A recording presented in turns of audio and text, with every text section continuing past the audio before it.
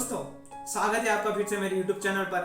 आज के इस वीडियो में अधिक मास के बारे में बात करूंगा। अधिक मास क्या है और क्यों आता है, जो कि इस टॉपिक का मैं 3 वीडियो बनाऊंगा। पहले वीडियो में मैं बात करूंगा, वो है आज का वीडियो, तो उसमें मैं बात क्या करूंगा, तो उसमें बात मैं ये करूंगा कि अधिक मास क्या है और क्यों आता है। दूसरे वीडियो में मैं बात करूंगा कि कुछ लोग अधिक मास को मल मास भी बोलते हैं और कुछ लोग अधिक मास को पुरुषोत्तम मास भी बोलते हैं, तो उसके बारे में। और तीसरे वीडियो में मैं बात करूंगा कि अधिक मास का क्या महत्व है, अधिक मास में हमें क्या करना चाहिए और क्या नहीं करना चाहिए, उसके बारे में। तो आप वीडियो को अंत तक देखते रहिए और मैं गुजारिश करना चाहता हूँ कि आप तीनों वीडियो देखें, क्योंकि तभी आपको पता चलेगा कि अधिक मास का क्या महत्व है, क्यों आता है, उसको क्या मल मास पुरुषोत्तम मास कहते हैं, उसके बारे में सब कुछ। तो मैं आज के वीडियो की शुरुआत करता हूँ अभी।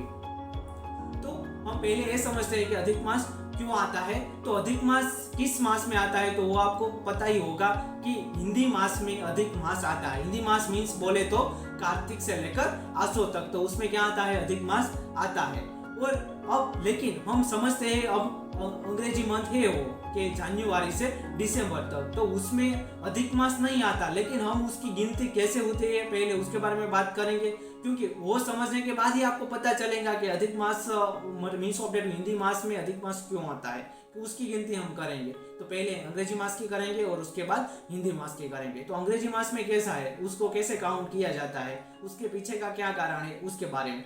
तो आपको सबको पता ही होगा कि हमारे सूर्य है, जो सूर्य ग्रह है, तो उसके पीछे उसके आसपास हमारी पृथ्वी घूमती है और दूसरे ग्रह भी घूमते हैं। तो पृथ्वी घूमते हैं, तो पृथ्वी को एक चक्र पूर्ण करने में सूर्य का 365 दिन और 6 घंटे लगते हैं। लेकिन हम क्या करते हैं कि 1 ईयर को 365 दिन में ही काउंट कर लेते हैं। मीन्स ऑफ डेट 365 दिन मीन्स 1 ईयर।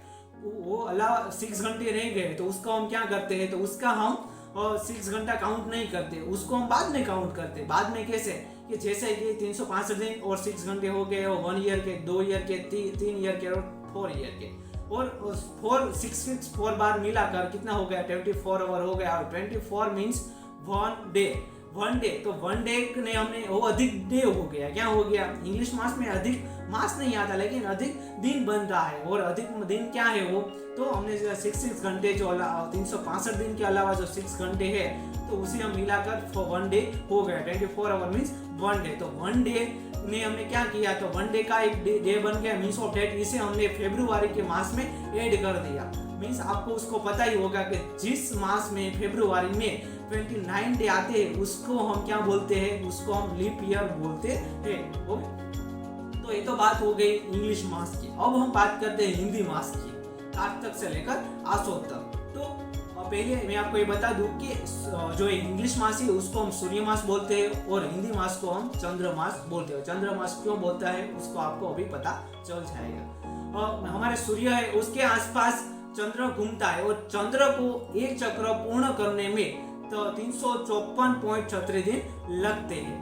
तो क्या हुआ, आपको पता चल गया होगा कि पृथ्वी को सूर्य का एक चक्र पूर्ण करने में 365 दिन और 6 घंटे लगते हैं। जब हम चंद्र की बात करें, तो चंद्र को पृथ्वी का सूर्य का एक चक्र पूर्ण करने में 354.36 दिन लगते हैं। ओके, तो डिफरेंस हम निकालते हैं, तो डिफरेंस कितना रह गया, तो 11 दिन का डिफरेंस रह गया। क्योंकि चंद्र की स्पीड पृथ्वी करता ज्यादा है, इसीलिए वो पृथ्वी से जल्द खत्म करता है चक्र पूर्ण करना। ओके, तो 11 दिन का गैप रह गया, और इस 11 दिन का गैप खत्म करने के लिए अधिक मास का निर्माण करना पड़ा, हमें उसकी रचना करनी पड़ी। अब क्यों, कैसे, अब उसके बारे में बात करते हैं। तो 11 दिन 1 ईयर के 11 दिन का गैप रह गया, और दूसरे ईयर की बात करें तो उसमें भी 11 दिन, तीसरे ईयर की बात करें तो उसमें भी आई थिंक 11 दिन। तो 11 मीन्स मिलाकर 33 डे हो गए हैं।